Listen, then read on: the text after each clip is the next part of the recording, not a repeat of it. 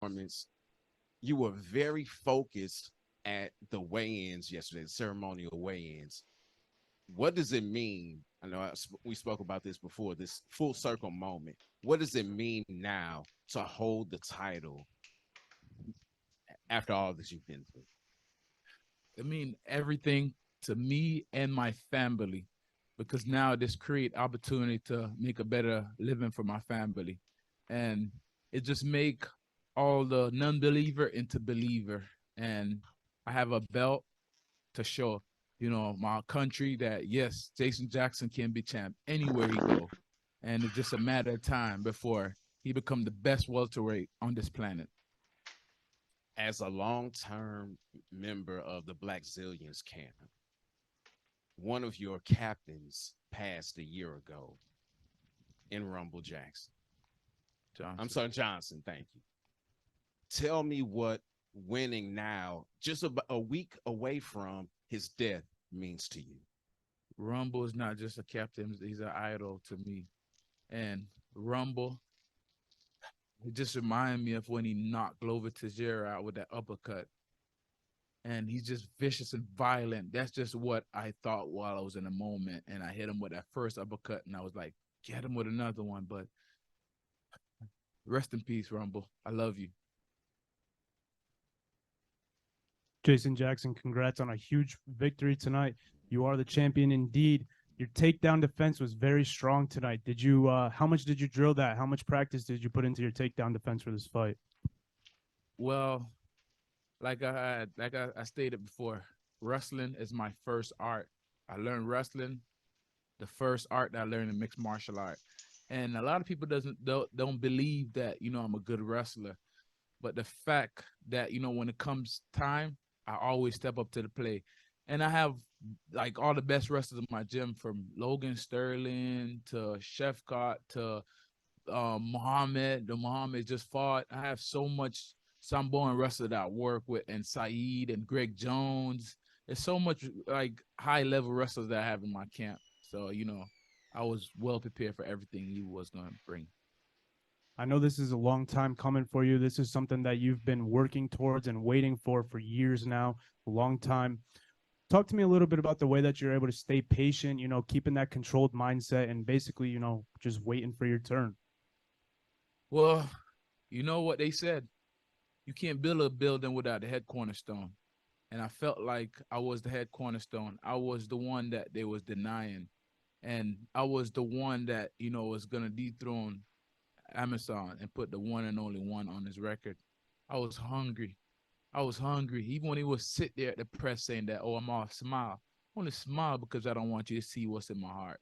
But trust me, when that light comes on and the ass kicking machine comes out, you're going to find out who is the ass kicking machine. And that's what I did tonight. I showed the whole world who's the ass kicking machine. You sure did. And you just made a good point that you are the one to give him his first ever professional defeat. How does that sit with you? How satisfying is that? And, that's a very important milestone, something huge that you accomplished tonight. It felt good.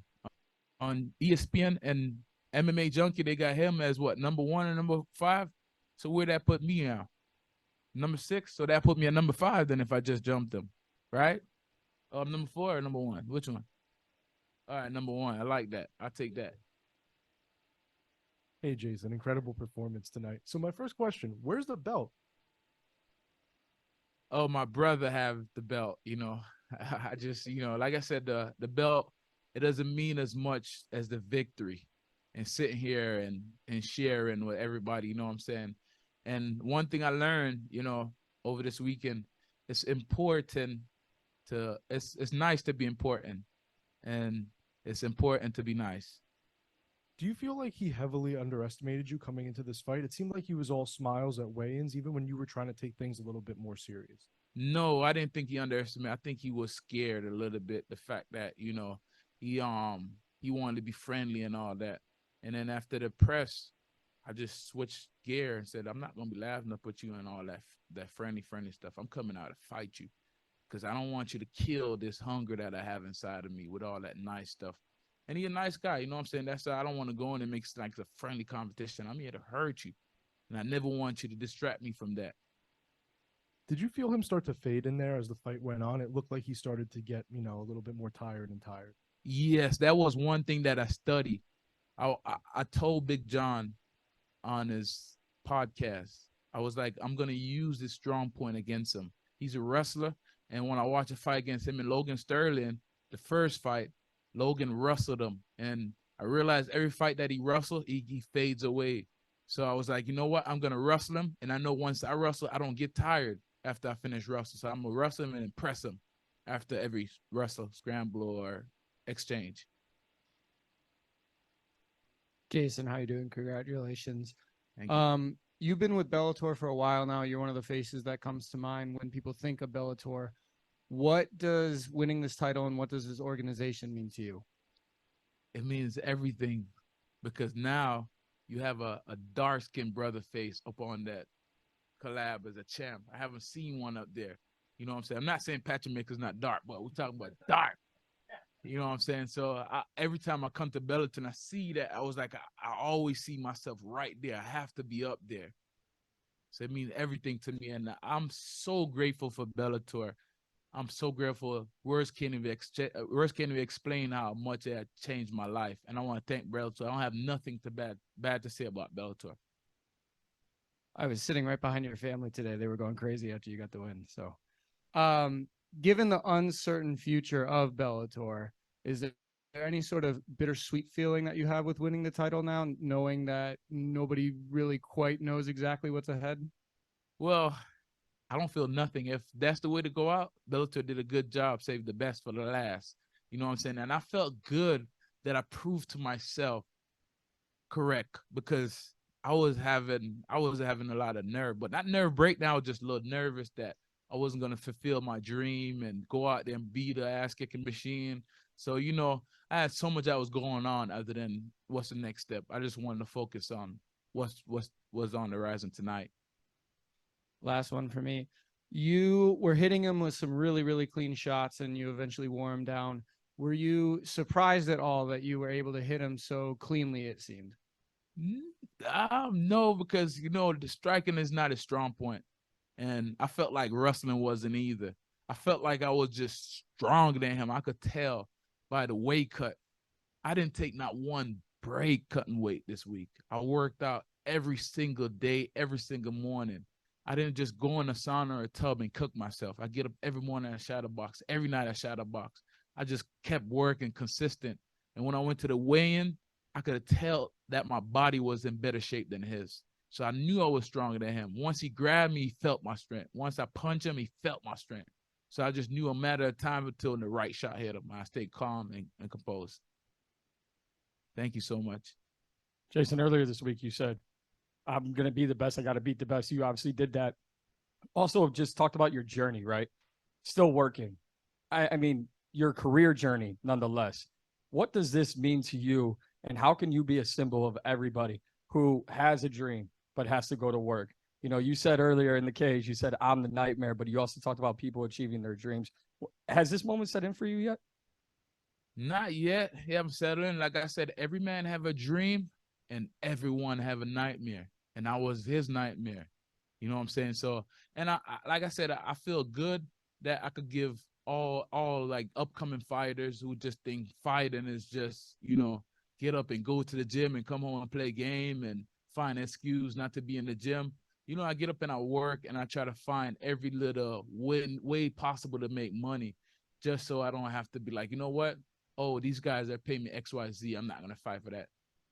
I didn't need the money because, I was bringing in income, and, I just want to make everybody a believer in that. Hard work always pays off. You said the title is something, but the win, the victory meant more to you. This sport is so beautiful in the fact that you could be overlooked and then do what you did tonight. And as you said, you might have just closed the show here for Bellator.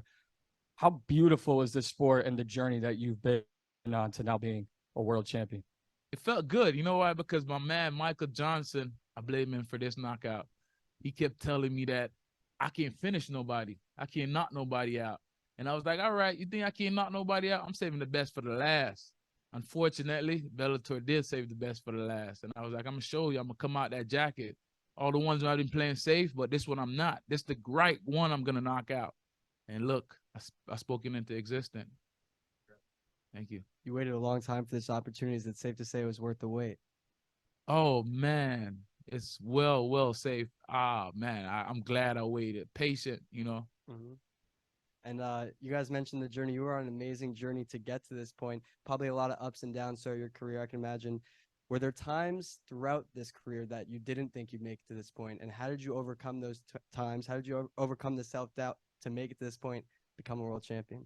It was tonight before I walk out there in my hotel. I was like, man, I don't know if I'm gonna make it because the nerves them and everything just start kicking in. Mm-hmm. And I was like, wow, I don't know. Maybe I'm gonna have to end up retiring tonight because this guy's a bad dude, you know what I'm saying?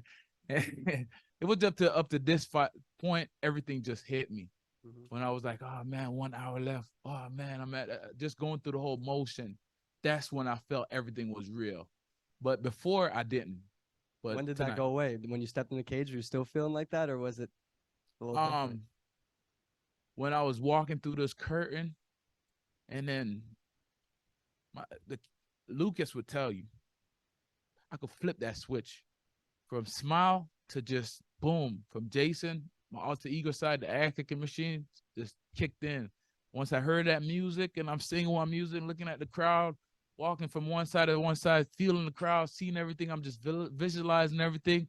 And I'm like, it was just like a switch right there. Once I got in the cage and I just started, you know, kind of coaching myself through it, like, hey, you know, you got to feed your family too.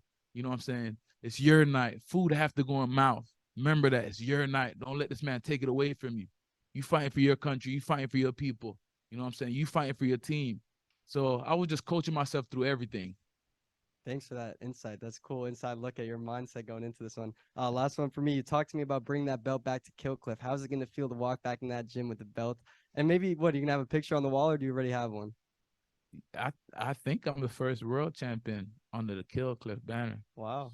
I think, I'm not sure. Am I? I don't know. Oh, okay. So I think I'm the first. So that's major right there. Yeah. So I'm excited. I'm looking forward. Bragging But right. most important, I'm looking forward to going back home to my wife and my kids and my chickens. Yeah. Hey, Jason, congrats on the victory. What do you think that he did that gave a lot of people problems where, as opposed to you, you're just able to walk right through them? They just didn't have that grit I had and that hunger. I was hungry and I had a grit and I'm an all-around fighter. I could do it all. I'm athletic. I'm explosive, you know, and I could hit hard for a skinny guy. I hit hard and I'm a very intelligent fighter. So I fought smart and I just kept my composure and I show up and show out. And professional since 2012, and finally reached the pinnacle of the sport. What does it mean to you to be champion of the world? It means everything. And this won't be the first and this won't be the last. Congrats on the win, Jason. Thank you.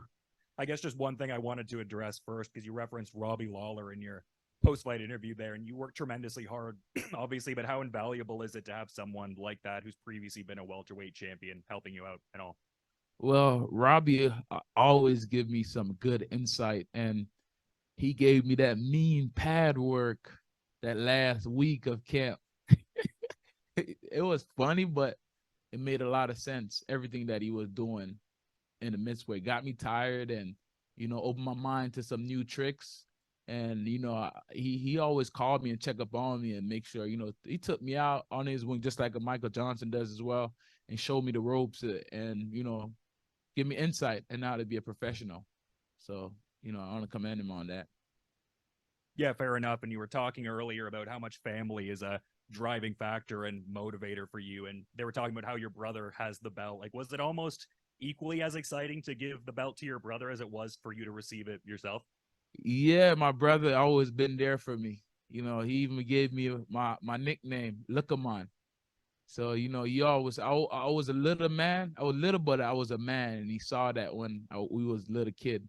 And he always been at my fight and always support me in every way possible, even though we bump heads sometimes. And he actually kind of took me into the tree business as well and showed me hard work as well. He was like my dad because, you know, I met my dad when I came to America. So, you know, my older brother was kind of like my dad in a way.